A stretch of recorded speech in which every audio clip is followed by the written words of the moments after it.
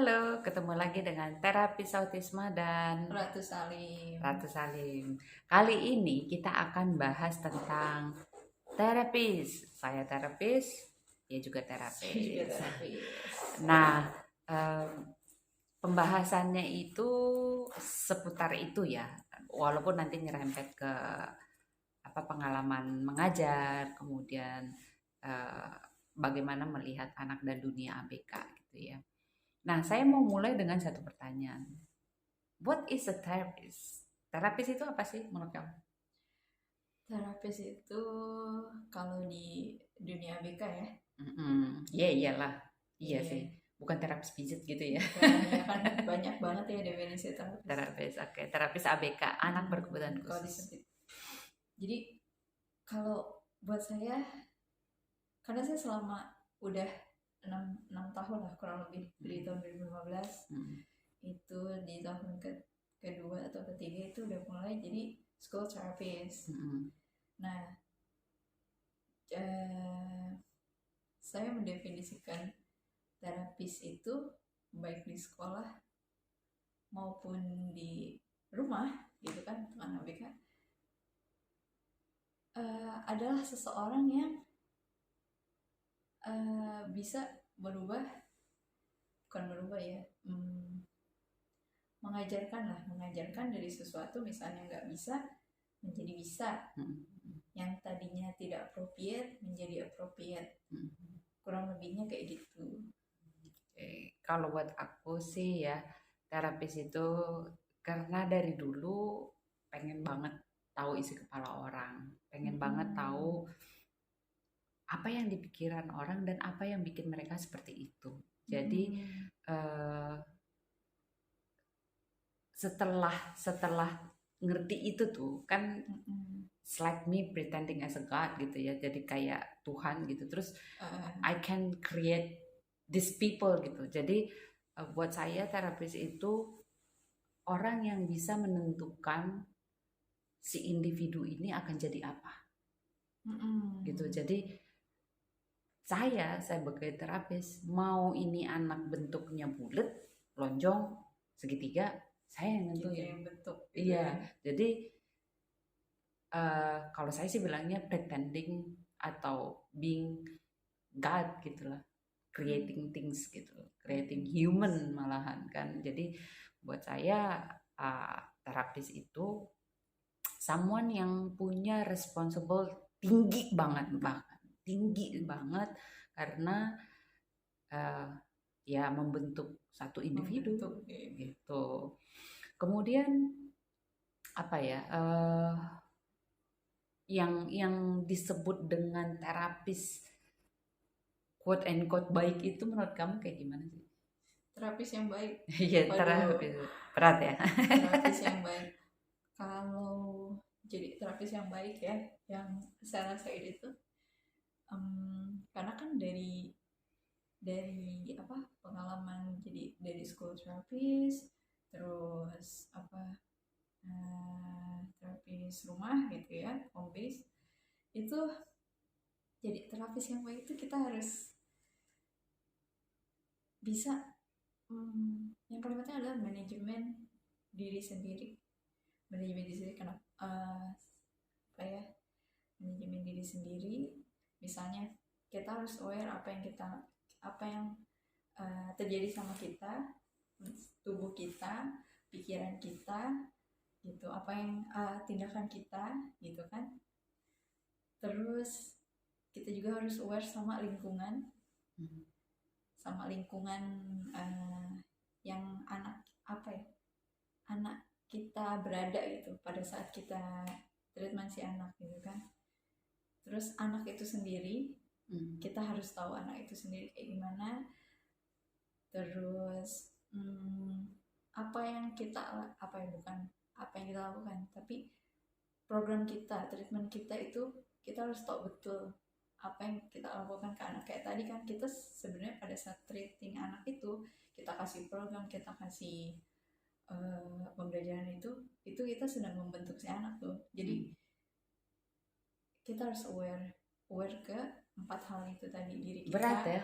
lingkungan, program sendiri dan si anak sendiri sebenarnya. Jadi sebenarnya kalau bisa dibilang tadi, karena kita pretend to be a god gitu kan, kita membentuk si anak ini terus dan mempengaruhi masa depan. Masa depannya bisa jadi gitu kan. Karena misalnya ketika kita jadi terapis treating anak tanpa kita sadari, atau misalnya memang ketika kita treat anak ternyata yang kita lakukan si anak ini salah dan membentuk si anak itu ke depannya, berarti we're not a good therapist.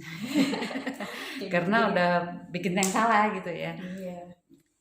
Kalau saya sih kesimpulan dari semua itu jadi reading the child gitu. Reading the child it means bukan cuman anaknya yang dibaca, tapi juga lingkungan si anak. Ada orang tuanya, ada programnya dan lain sebagainya. Jadi ngelihat, kalau saya kasih satu perintah, matanya kemana, pikirannya kemana, badannya kemana. Dan ketika saya baca dia, saya nggak boleh keganggu pikirannya sama hal lain. Fokus sama dia nih, fokus sama si anaknya. Kalau saya sibuk dengan diri saya, tadi cuciannya gimana ya, gimana ya, kok badan gua pegel ya, sakit ya, itu nggak akan bisa read the child gitu. Kita harus manajemen diri kita. Manajemen diri. Jadi makanya tadi kesimpulan dari semuanya itu gitu ya. Jadi gimana saya bisa ngebaca nih anak, dia gerak dikit aja it means A, dia gerak dikit aja it means B, matanya kedip sebelah it means C gitu. Jadi kemana? Iya. Apakah programnya, apakah lingkungan rumahnya kurang makan, kurang minum, kurang apa ya gitu ya. Kemudian apakah sayanya gitu, atau lingkungan pada saat belajarnya, berisiknya dan lain sebagainya. Itu membutuhkan konsentrasi penuh dan meniadakan diri. Meniadakan diri itu artinya saya sudah tidak lagi memikirkan apakah pinggang saya encok, apakah pikiran utang saya belum dibayar apa enggak gitu. Jadi itu beneran cuman buat anaknya gitu. Jadi read the child, it's more important. Terus gimana dong kalau orang-orang bilang what you do it's not science gitu loh. Karena kamu nggak taking data. Which one is more important, reading the child? Kalau kamu mungkin bilangnya living as a therapist gitu ya. Mana yang lebih penting? Able to read the child dan able to do data. Ini kontroversi sih. Buat saya duluan ya. Buat saya, kita punya knowledge ngambil data itu penting. Betul ya. Ya, tapi it's kind of rule. Iya, ya kan? Kamu 6 tahun yang lalu, saya 20 tahun yang lalu gitu. Dari 20 tahun yang lalu udah diajarin ngambil data tuh kayak apa. Dan saya bisa, kamu juga bisa gitu. Tapi along the way gitu ya, seperjalanan ini buat saya ketemu terapis itu lebih baik dia jago baca anak. Reading the child. Iya. Gimana dengan kamu data itu? Iya, karena kan saya juga data angka ya. Iya, bukan ketumpahan ya, maksudnya ketugasan itu untuk ngambil data. Ngambil data dong. Sekolah kan deh. Terus kan. Iya. Jadi kamu tahu dari mana ketika si anak ini ada perubahan atau enggak, yang dari bukti data kan. Gitu. Saya pernah juga ada pengalaman ngambil data, emang apa ya, kayak saya ngerasain waktunya tuh habis buat ngambil data. Jadi ngebedain waktu saya dulu ngambil data, sekarang pun sebenarnya ngambil data, tapi saya lebih banyak kan ngambilnya melalui video kan. Jadi video, nah itu lebih efisien sebenarnya. Kayak misalnya kalau saya ngambil data, ngelakuin drill, lihat ngambil data, padahal pada saat ngambil data itu anaknya kedip tuh. Iya. Jempolnya miring tuh. Iya. Pas saya ngambil data, tiba-tiba anaknya tanpa sadar kakinya udah ngegeser tuh, kegeser, lakuin drill lagi, press lagi, udah pantatnya geser tanpa saya tahu, kasih drill lagi, saya ambil data, tiba-tiba anaknya udah keluar, udah kabur. Padahal mungkin ada clue-clue kecil-kecil itu ya. Kecil itu yang kelewat pada saat kita ambil data. Bukan berarti nggak penting, tapi kita harus tahu manajemennya cara ya, yang efisien untuk take those data ya. Those data gitu. Tanpa harus melewatkan yang kecil-kecil itu. Yang jauh lebih penting. Ya. Bisa diakali dengan punya 2 terapis maybe, atau mungkin kerja sedikit lebih lembur dengan nonton video rekamannya sendiri gitu ya, bisa juga kayak gitu ya. Atau do clicker gitu ya, kalungin clicker, setiap kali anaknya kabur klik, jadi hanya diperhatikan satu perilaku aja yang akan diubah, yang perilaku lain mungkin diignore aja dulu gitu. Jadi ada satu perilaku yang penting banget yang mau dirubah, itu yang di take data gitu. Jadi buat saya pribadi data itu penting in a way. Kalau kita sudah bisa membaca anak dengan baik, udah bisa kontrol diri yang baik, kemudian itu sudah bagus, kita ngambil data lewat video gitu. Even as senior as I am, gitu ya. Saya senior gitu ya. Ngambil data itu sulit pada saat sesi. Jadi ngambil datanya lebih enak lewat video gitu. Jadi bisa kelihatan tuh anaknya berapa kali geleng, berapa kali ketawa, berapa kali tepuk tangan gitu, berapa kali dia benar, berapa kali dia salah menjawabnya, itu bisa diambil semua lewat video. Dan itu lebih subjektif karena nggak dipengaruhi apa-apa gitu. Yang penting kan carilah cara seefisien mungkin. Intinya adalah mau ambil data, mau lewat video, mau lewat kertas gitu, mau pakai 2 terapis atau apa, yang penting tujuannya satu kan, tahu seefisien mungkin. Tapi kalau saya tetap tidak menyarankan ya, untuk terapis baru ambil data. Tidak menyarankan karena kan pusing banget sih. Mendingan dia fokus gimana ini anak fun dan program jalan, udah gitu aja. Nah, kita udah ngomongin nih terapis itu apa, terus what makes them good gitu. Sekarang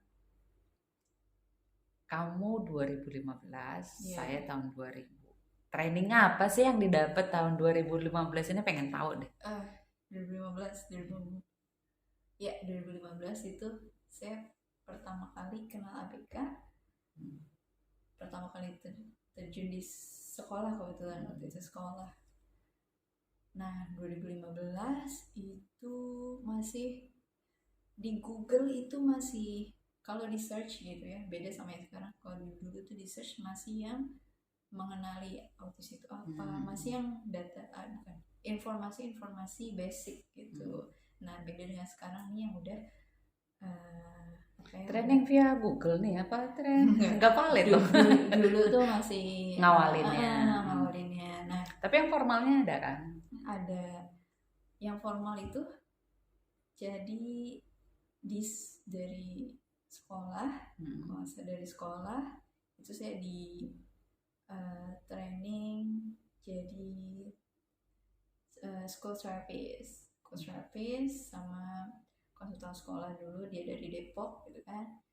Nah, itu saya dapat training di situ. Terus yang kedua di Bandung waktu itu, di UPI itu dari salah satu klinik juga di Bandung tuh. Di situ dikenalin tentang EBA itu pertama kali.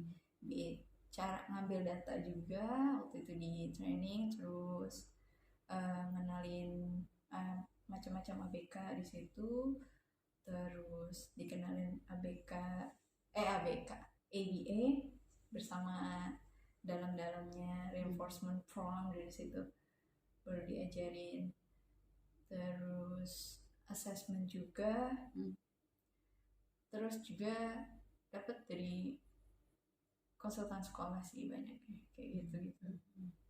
Gak beda jauh ya. Gak beda jauh. Jadi saya itu tahun 2000 sama 2015 trainingnya nggak ada beda jauh itu, nggak ada bedanya malah.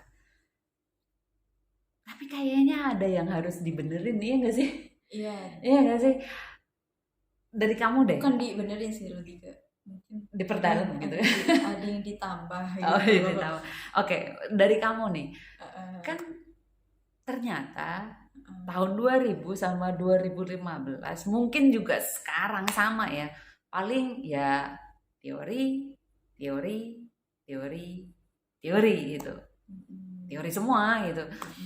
Apa sih yang kurang tuh yang tadi kamu bilang ditambah? Apa sih yang perlu ditambah? Yang ditambah adalah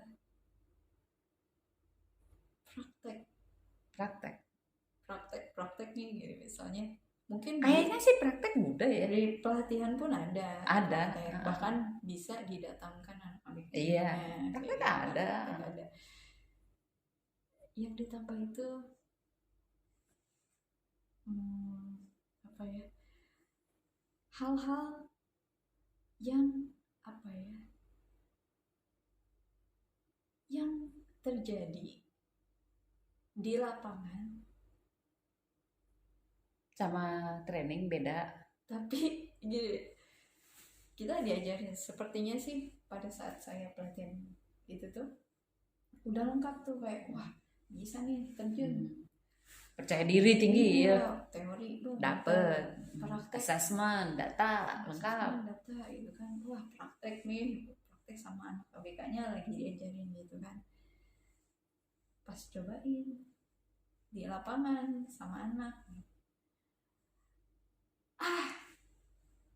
apa namanya, ngambil data loh, kok ribet ya gitu. Terus ternyata ngasih reinforcement tidak semudah itu, visual gitu kan. Terus observasi anak gitu kan, kayak apa ya, observasi pabelit itu kayak riweh sendiri sama programnya, baru-baru ngeliatin anak yang pantat yang digeser gitu kan. Kita mau ngasih program ke dia, ngasih reinforcementnya, promnya, ininya aja udah riweh gitu. Nah, yang nggak didapat dari training itu adalah itu tadi, hal-hal yang tiba-tiba muncul di lapangan, kayak gimana nih kalau misalnya anaknya apa yang harus kita lakukan kalau apa yang harus dilakukan kalau anaknya tiba-tiba tantrum? Iya, apa yang harus dilakukan ketika anaknya tiba-tiba tantrum gitu, lari gitu ya, lari terus atau nyanyi sendiri gitu, anaknya nyanyi sendiri atau nggak ada, kita ngeliatnya nih nggak ada nggak ada apa-apa nih, anak gak kesenggol apa-apa, atau tiba-tiba nangis, tiba-tiba sedih gitu kayak gitu kan, tiba-tiba ketawa sendiri, dan itu mengganggu proses belajarnya nih. Nah, apa nih harus kita lakukan gitu kan? Training itu ya berarti. Iya, jadi kayak apa namanya, hal-hal yang di luar, ya apa sih? Ya di luar yang biasanya di training kan. Iya. Ya. Gitu. Kalau boleh sombong ya, gitu ya. Kalau boleh sombong, kalau saya kasih training itu biasanya ada yang namanya training how to be a good therapist. Jadi ada trainingannya. Jadi bukan sekedar kamu dapat teori dan lain sebagainya. Trainingannya itu salah satunya adalah being assertive. Gimana caranya bisa tegas? Being assertive itu bukan hanya tegas ke keluarganya, tapi juga ke anaknya. Itu dimulai dengan tone, intonasi, naik turunnya, tinggi rendahnya, dalamnya itu. Kemudian ekspresi, itu juga ada trainingannya. How to express yourself ketika marah. Marah kan nggak harus gitu ya, tapi marah dengan muka datar dan tegang, itu anak tahu jadinya. Dan itu perlu diajarin ke anak juga loh, supaya dia ngerti, oh ini marah, ini sedih, ini senang, ya kan? Itu perlu diajarin juga. Kemudian gimana caranya one piece of paper pen ini bisa jadi reinforcement, being a creative person gitu loh. Jadi memang ini yang saya lihat kurang diajarin, kurang dikasih training gitu. Padahal itu part yang jauh lebih penting daripada teori. Kalau buat saya ada quote saya pribadi bahwa terapis itu harus mampu menggunakan instingnya dan biarkan teori yang memprove dia punya insting gitu. Insting itu penting. Walaupun dia nggak punya base base teori, ya kan, it's just you and your instinct gitu. Tapi kita tetap belajar. Nah, si teori ini yang akan membuktikan bahwa insting kita itu benar. Gitu. Jadi dia harus bisa kreatif, ada training kreatif, training ekspresif, kemudian training intonasi, kemudian empathy. Itu harus dia dibawa, si terapis ini dibawa ke dalam suasana gimana sih rasanya punya anak ABK. Itu satu. Terus dia dibawa ke dalam suasana gimana sih rasanya jadi ABK itu sendiri. Buat jadi ABK itu sendiri nggak gampang, gampang, susah banget. Jadi itu sih yang menurut saya tuh perlu ya, karena dengan begitu dia siap pakai. Kalau si teori ini bisa sambil jalan sebenarnya. Yang siap pakai itu adalah orang-orang yang kreatif, orang-orang yang bisa menggunakan intonasinya dengan baik, bisa mengekspresikan dirinya dengan baik. Si teorinya itu sambil jalan.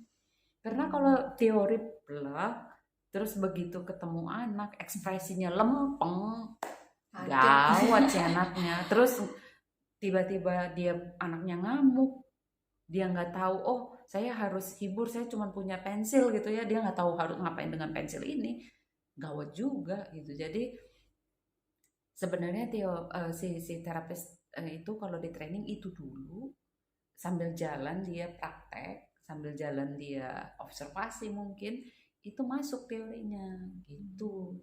Jadi kalau kayak kamu tadi ngerasa, gua jago nih, gua udah teori nih, begitu ketemu anaknya, pleng. Neng. Saya dulu pernah pikir gini, semua hal bisa selesai dengan reinforcement dan reward. That's the new segment. Itu segmen berikutnya. Jadi gini, apa dari trainingan itu yang didapat, terus masuk ke pengalaman ngajar nih, ternyata it becomes your biggest learn itu jadi pembelajaran yang paling gede banget gitu. Apa? Ini sih, ya dulu saya punya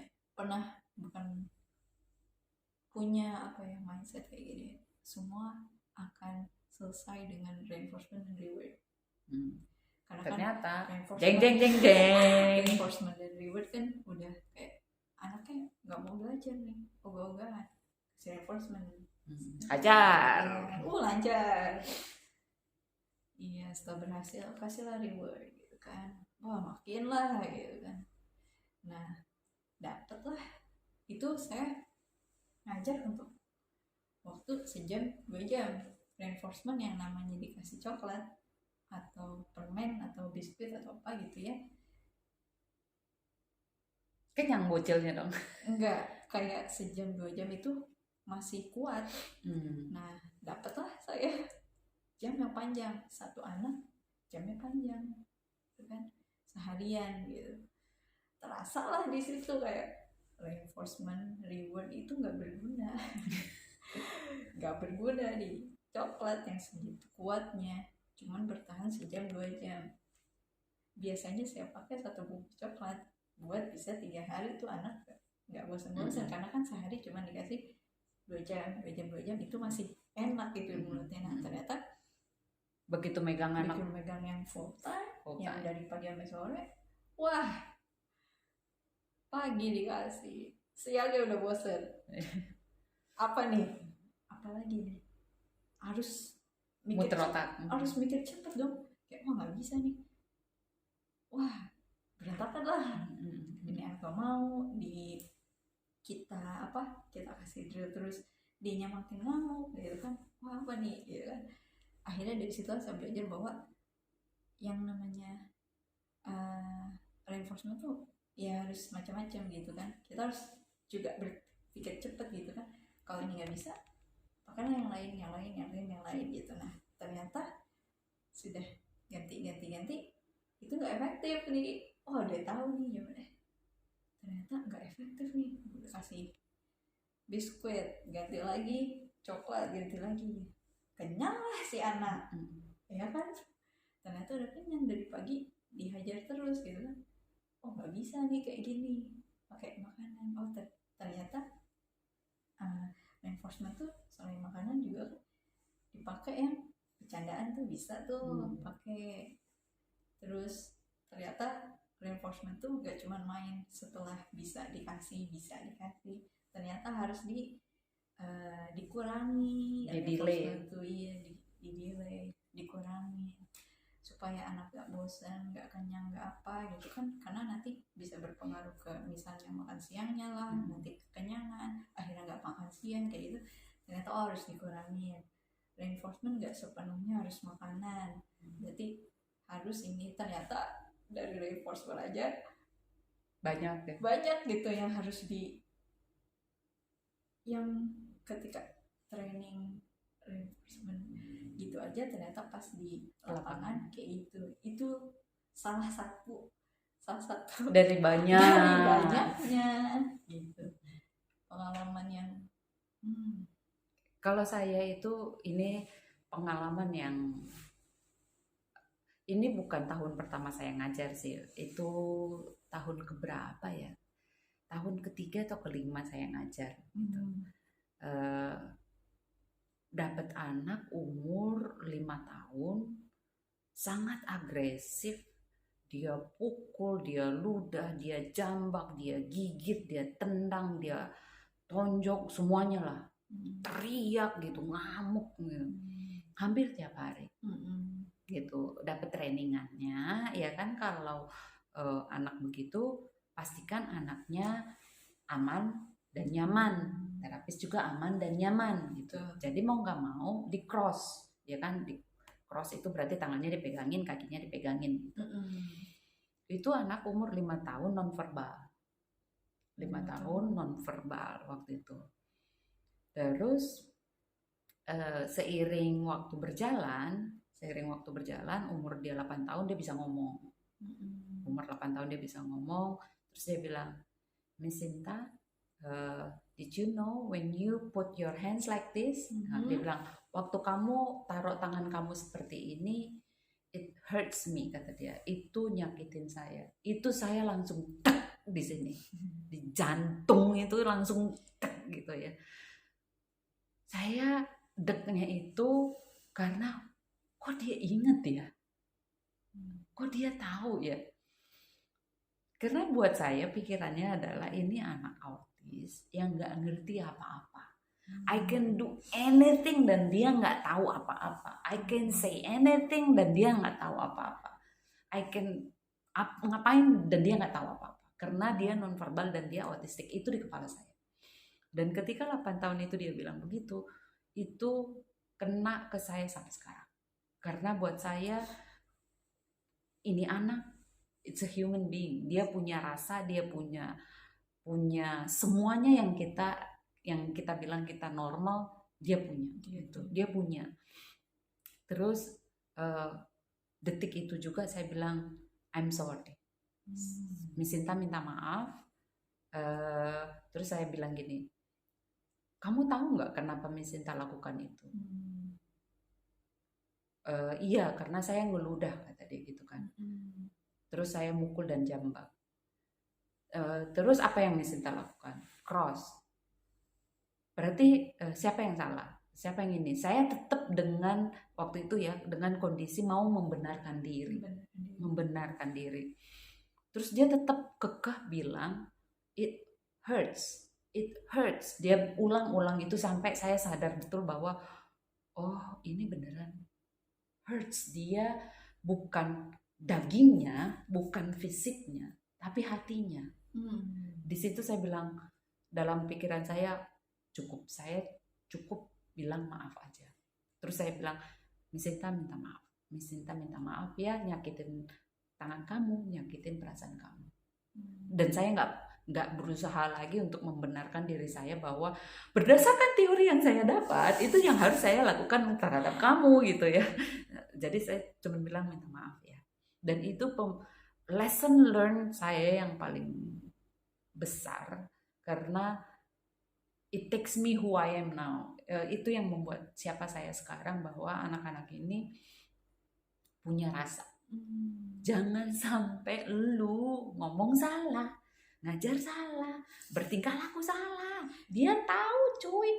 Mau ngomong cuman bisik-bisik, dia tahu. Dia kadang tahu. kita kan tanpa sadar ya, kadang sama temen ngobrolin anak, ada anaknya. Dia tahu. Itu yang saya jadi pelajaran banget setelah ketemu ini anak. Itu pelajaran banget, dan itu bebekas sampai sekarang, yang bikin siapa saya sekarang itu. Terus sampai berkembang lagi, si anak ini bisa bilang, Miss Sinta look outside, kata dia gitu. Ada apa? Ada sunrise, it's orange, it's beautiful, kata dia. Itu jadi kayak tamparan kedua buat saya. Hey, ini anak autis yang katanya nggak akan paham dan nggak akan ngerti, nggak akan peduli, nggak akan tahu dan nggak akan sharing gitu. Tiba-tiba dia bilang, Miss Sinta look outside, lihat di luar ada matahari tenggelam, warnanya orange, cantik deh. Buset, itu merinding disco gitu ya. Itu lebih berharga dibandingkan dia ngerjain apa yang saya suruh gitu. Artinya anak autis itu human cuy, sama kayak kita yang bisa menghargai sesuatu yang indah, dia share ke saya. Itu kan nggak semua orang normal juga bisa melakukan hal yang sama gitu. Jadi mungkin yang perlu terapis atau orang tua tahu juga bahwa anak-anak ini human.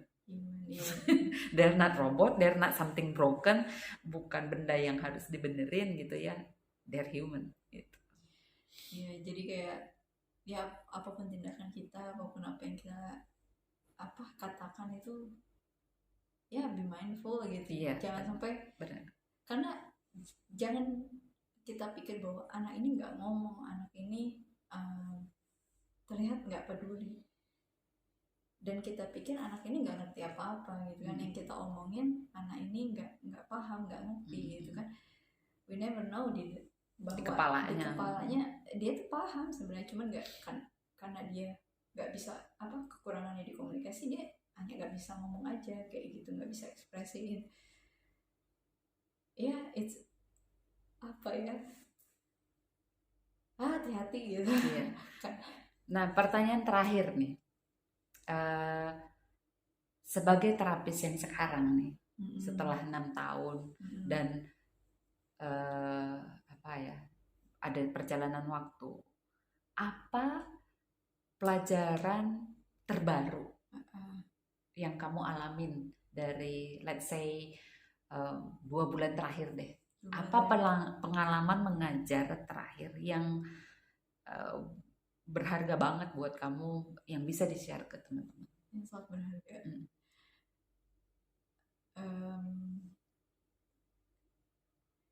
Yang berharga adalah kalau buat diri saya itu manajemen mengajar itu, karena kan untuk yang 2 bulan terakhir ini saya ngajar sehari itu 10 jam dari pagi sampai sore. Itu kan manajemen mengajarnya itu harus baik, karena selama itu kamu ngajar ya harus rapi gitu. Terus yang paling berharga adalah itu tadi, apa ya, anak ABK ini juga human. Mereka bisa sakit hati, mereka bisa apa ya mereka bisa trauma, terus mungkin juga bisa itu tadi, bisa apa ya, gara-gara kita mereka terbentuk. Artinya gara-gara kita mereka terbentuk, misalnya gara-gara kita mengajarkan yang salah, maka dia jadi bentuk yang salah gitu ya. Maksudnya mungkin perilakunya salah, cara dia memperlakukan kamu juga salah gitu kan. Itu sih. Itu menarik 3 tuh. Bisa share satu situasi yang menggambarkan itu nggak? Salah satunya. Yang mana nih? Situasi yang kamu alamin yang menggambarkan 3 hal tadi yang kamu sebutin. Kalau dari situasi real gitu, anaknya ngapain, terus itu yang membuat kamu jadi pengalaman berharga. Jadi kadang anak-anak ini kan ada apa ya, punya attachment sama mainannya. Misalnya dia suka buku favoritnya, buku robot, buku dino gitu kan. Nah, ketika dia attach sama benda itu, susah diambilnya. Susah diambil gitu kan. Ya, ada juga yang apa kayak bantal gitu-gitu ya, bantal busuk, selimut busuk gitu ya. Dot ya. Terus kalau kita ambil tuh nangis ngamuk gitu kan. Akhirnya mempengaruhi belajar dia gitu kan. Nah, karena kebiasaan mengalihkan, misalnya kita ambil barangnya, ya kan kita ganggu nih, jadi diambil. Ganggu kan, lagi belajar, kita belajar dulu ya, bantalnya ditaruh nggak mau, ya kan. Akhirnya kita alihin nih, kita kasih pengganti, kita ambil diam-diam, diumpetin lah gitu kan. Awalnya biasa aja, itu bisa nih, di anak kalau ngelihat bendanya nggak ada aja, udah gitu, kayak lupa gitu kan, kali ngelihat apa namanya, lupa asumsi terapis. Iya, asumsi saya dia lupa karena udah ngelihat bendanya nggak ada, ya udah gitu kan, kayak nggak ada apa-apa gitu kan. Buku kayak gitu, terus mainan yang lain dicari yang lain gitu. Terus saya alihin lagi, kayak pinjam, taunya nggak dibalikin lagi, diumpetin, nggak ada lagi. Nah, itu berlangsung beberapa waktu tuh.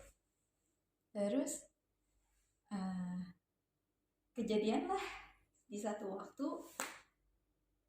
ketika saya ambil bukunya itu, dia marah kan, uring-uringan, uring-uringan. Mulai itu udah ada tanda-tandanya, ternyata itu tanda-tandanya uring-uringan. Wah, nggak kayak biasanya nih, biasanya diumpetin lupa gitu kan, dia uring-uringan. Nah, ketika dia dapat lagi barang yang tadi saya umpetin di besoknya, itu bener-bener nggak mau dilepasin, itu ngamuk gitu, sejadi-jadinya, lebih parah dari yang sebelumnya gitu kan. Sampai dialihin apapun enggak gitu, ketika kita ambil dia ngamuk sampai, bukan yang biasa kan ngamuk semenit 2 menit udah lupa, ini enggak, ngamuk. Dia pegangin aja sampai kayak gini, pegangin. Dari situ saya pikir, wah udah nggak bisa nih diumpetin, karena trust-nya hilang nih sama saya. Dan siapa yang bikin trust-nya hilang? Saya ternyata awalnya diumpetin kayak, wah kalau udah diambil orang. Jadi sorry dipotong, berarti sebenarnya anak ini punya trust, ya. Punya trust. Punya trust, dia punya kepercayaan. Jadi dia bukan orang yang isinya kosong, nggak punya kepercayaan. Dia bisa lose trust.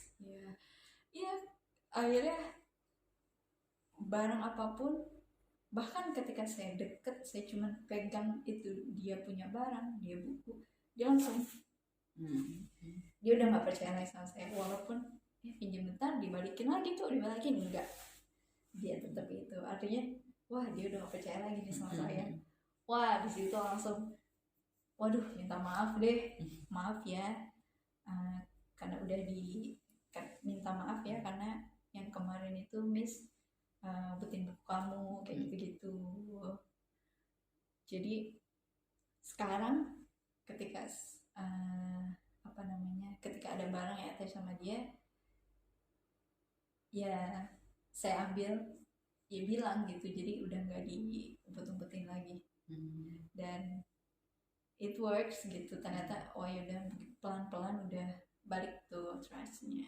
Ya, jadi kalau mau diambil ya diambil gitu. Terus kalau misalnya makanannya udah habis, ya biarin anaknya yang buang gitu. Jadi dia tahu bahwa dan kalau mau ngapa-ngapain bilang sama anaknya, mau itu bukunya dipinjam, mau itu bukunya diambil gitu, mau ke toilet, mau nggak jadi, misalnya anaknya mau ke warung nggak boleh, ya emang nggak boleh, kita nggak bawa uang ya nggak bawa uang gitu. Jangan nggak ada itu, tutup dibohong-bohongin anaknya, dikiranya anak itu nggak ngerti, anak itu ngerti. orang lewat ke warungnya buka kok gitu kan, sini pinjam ternyata diumpet. Kayak gitu, itu wah ternyata mereka juga hidup gitu, makhluk hidup juga sama kayak kita. Iya, ketika kita nggak berusaha ngakalin, dia juga berusaha ngakalin ya. Ketika kita bikin taktik, dia juga bikin taktik gitu. Ketika kita pikir kita mau ngumpetin, dia juga berpikir lu mau ngumpetin ya gitu. Jadi sama-sama, cuman ekspresinya dan keluarnya beda gitu ya. Tapi iya itu apa ya? Itu biggest learn-nya ya 2 bulan ini. Hati-hati banget sama anak-anak ini ya, maksudnya kayak tadi kita itu berperan sebagai seperti Tuhan gitu ya, maksudnya mau menjadikan anak ini gimana ke depannya. Itu untuk anak yang ekspresif gitu, yang bisa bilang gue udah gak trust lagi sama lo nih gitu. Ekspresif anaknya ngomong? Enggak jadi ngomong. Showing dengan body language-nya, tapi dia nggak ngomong ya, nggak ngomong. Ekspresi kan nggak melalui bicara gitu. Bicara kayak dia udah nggak percaya lagi kita. Tapi susah loh bisa baca, balik lagi yang tadi saya bilang, baca anak ketika anak itu nggak ngomong. Kalau menurut saya pengalamannya apa ya, baca anak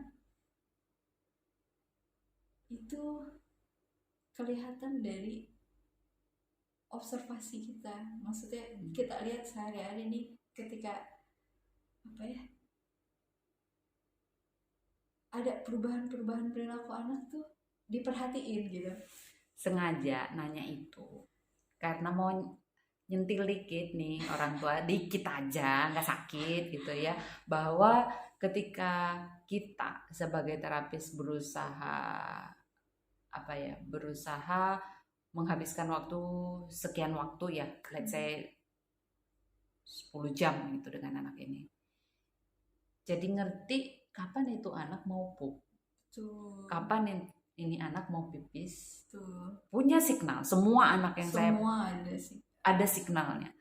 Terus kapan dia mau kabur dari mejanya, kapan dia lapar, kapan dia apa dan lain sebagainya.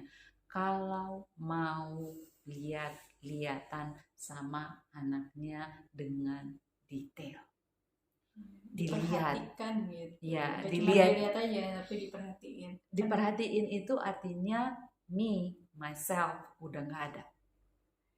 me, myself, and my things udah nggak ada. Itu yang paling susah. Karena kalau saya ngelihat anak dan ngajar anak dan fills with hopes ya, dengan harapannya saya, terus saya ngajar, bias jadinya. Karena saya akan uring-uringan ketika dia nggak bisa jawab. Saya akan cemas kalau dia jawabnya lambat. Hope-nya saya segini, over the roof gitu ya. Jadi kepenuhan gitu. Akhirnya saya gemes, mungkin matanya juga jadi ikutan gemes gitu ya. Kalau gitu dikit ya. Nah anak ini anak kan baca kita baca dia baca kita gitu. Tanpa sadar nada kita jadi berubah. Ngegas lah. Ngegas gitu. Kalau saya sih 2 bulan terakhir ini pelajaran terbesar saya setelah ngajar 10 jam ya. Anak-anak ini melihat apa yang dia lihat gitu ya. Maksudnya gini, kalau kita let's say ini agak vulgar sih ya, berhubungan badan gitu ya, dan melakukan gerakan, anak ini akan melakukan gerakannya. Umurnya 3 tahun. Jadi dia akan melakukan persis gerakannya.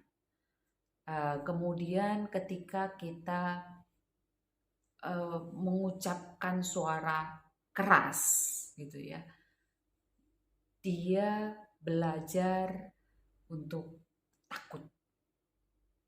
Ketika kita banyak larangan, dia belajar untuk nggak berani. Jadinya takut sama mobil, takut sama motor, takut sama orang, karena banyak larangan. Larangan ini muncul karena kitanya hati-hati. Hati-hati ada mobil, hati-hati ada motor, hati-hati sama orang itu nggak sopan gini-gini. Kita hati-hati, anaknya dilarang, anaknya jadi nggak pede. Kemudian banyak hal yang tadi juga kamu bilang soal kita sebagai orang dewasa yang memunculkan sesuatu yang tidak baik pada anak ini. Kayak tadi ya, takut, tidak pede dan lain sebagainya. Atau dia do things yang harusnya dia tidak lakukan gitu. Jadi hati-hatilah gitu. Itu sih yang saya dapat bahwa anak ini see things, dia lihat persis apa yang dia lihat gitu. Jangan kita pikir dia nggak lihat gitu dan dia nggak ngerti karena dia autis atau dia karena umurnya 3 tahun dia nggak tahu gitu.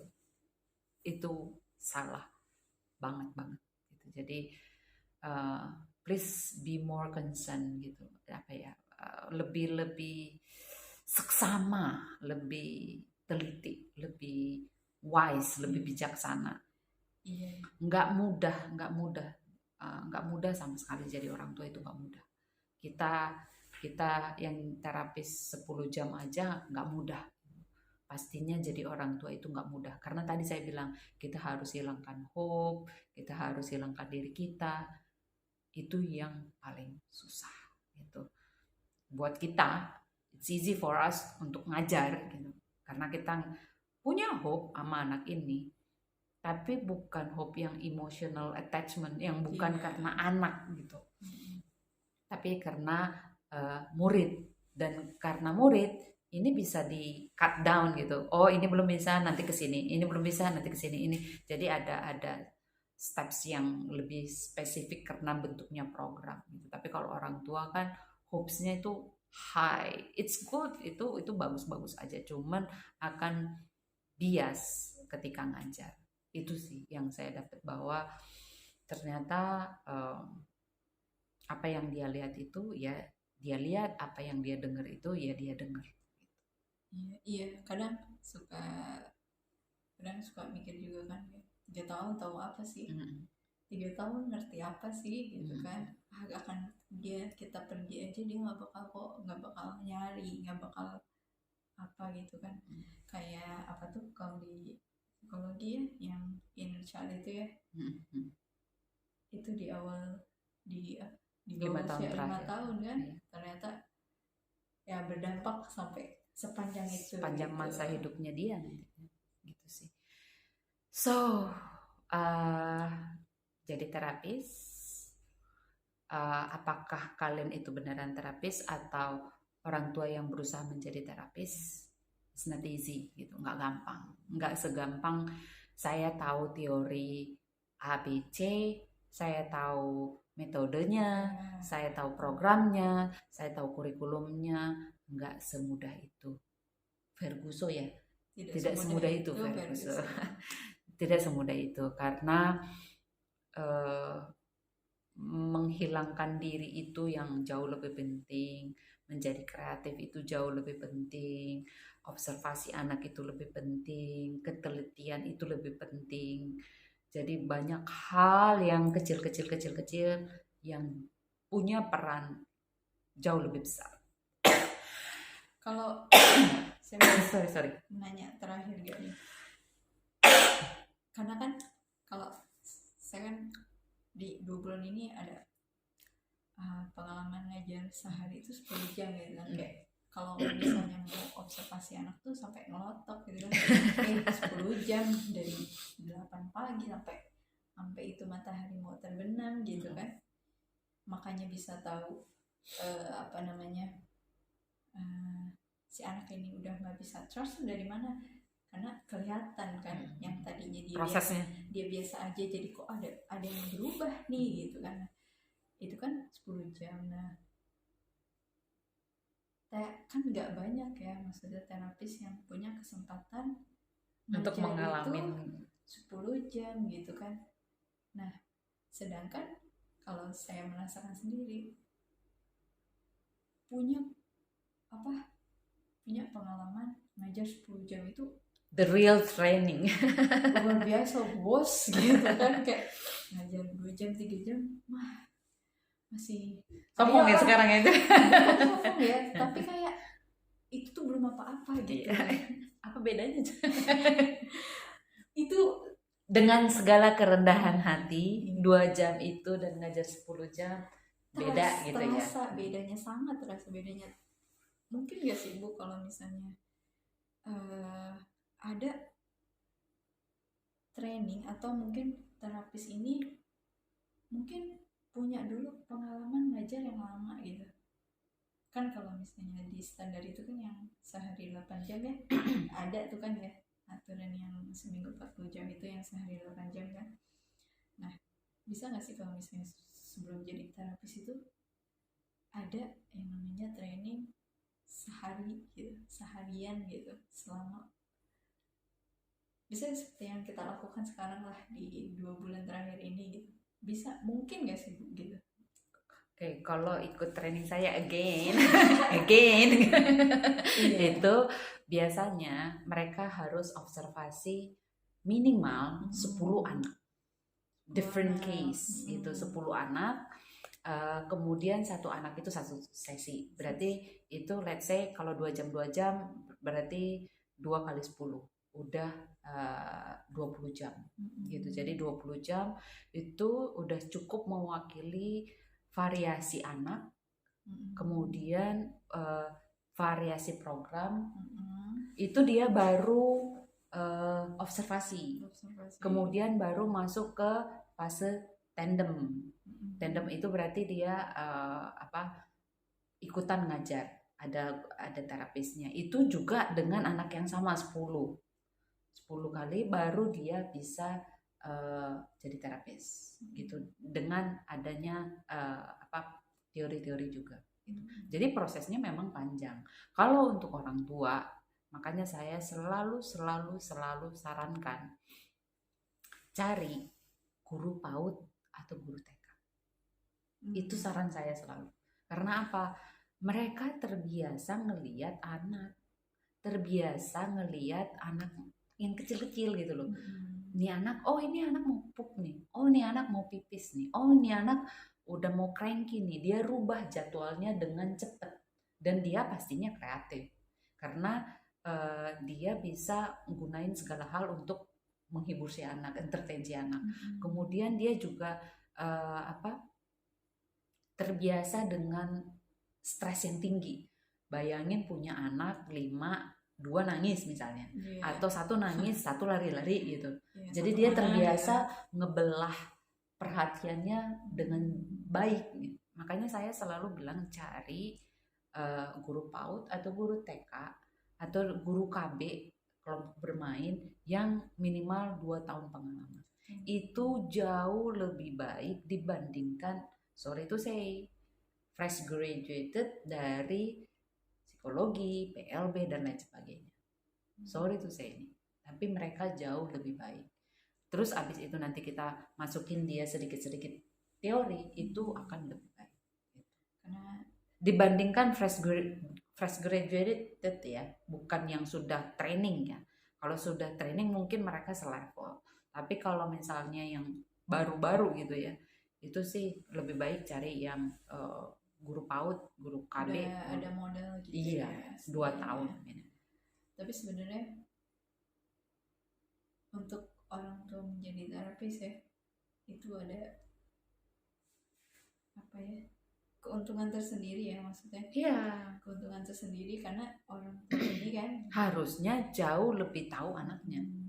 Dan waktunya bisa jadi lebih panjang. Lebih panjang. Tinggal mungkin diskusi berikutnya adalah how to manage yourself as a parents dan as a therapist gitu. Betul. Oke, mungkin itu aja kali ya obrolan kita kali ini tentang pengalaman kita berdua yang beda waktu munculnya sebagai terapis dan apa yang dialamin pada masa-masa itu ternyata nggak jauh beda, tapi anaknya tetap sama. Berarti ada pola training yang harus dirubah nih atau ditambahin. Gitu, ditambahin lah. Jadi supaya ngelihat anak ini bukan lagi sebagai labelnya, diagnosanya, tapi juga sebagai humannya itu. Please karena saya udah banyak banget ngelihat lah yang apa ya, murid saya yang kecil-kecil sekarang udah 20, 30 gitu ya. Jadi ngelihat hasilnya gitu loh. Kalau mereka salah, aduh jangan sampai deh. Dosa besar banget. Besar banget. Apalagi yang apa ya, yang sebenarnya kita tidak berniat nggak niat, masalahnya nggak niat tapi jadi dosa kayak gitu kan. Aduh, ngurang-ngurangin pahala banget gitu kan. Ternyata yang tanpa kita sadari bikin si anak ini salah gitu. Iya, itu yang aduh, itu yang jangan gitu. Jadi please be more careful. Siapapun kamu mau jadi kamu memang terapis atau orang tua yang berperan jadi terapis, hati-hatilah. Hati-hati berucap, berkata, berekspresi, bertindak, memberikan program dan lain sebagainya. Itu hati-hati banget. Jadi udah ngerasain kan 10 jam dengan Kang anak ini, saya selalu ngucapin ke anak ini minta maaf. Iya, saya jadi sering minta maaf. Saya bilang maaf ya, Bu Sinta nggak kasih bukunya. Maaf ya, kita nggak pergi ke sana. Maaf ya tadi bercandanya mungkin berlebihan. Karena itu akan masuk ke dia. Di mana dia ngertinya itu di intonasi. Intonasi kita tinggi, rendah, tulus, ikhlas, itu di intonasi akan berbeda dan nyampe ke dia. Sama halnya ketika ada teman kita minta maaf, kita tahu ketika dia itu tulus atau tidak. Dan sama halnya sama anak ini. Jadi intonasi kita ini bahaya loh dibandingkan kata-kata. Mungkin dia nggak ngerti kata-katanya, tapi intonasi dan mimik dia ngerti banget. Kadang terlihat juga dari respon dia. Ketika kita minta maaf, dia bisa lebih tenang. Gitu sih. Jadi mantap. It's a big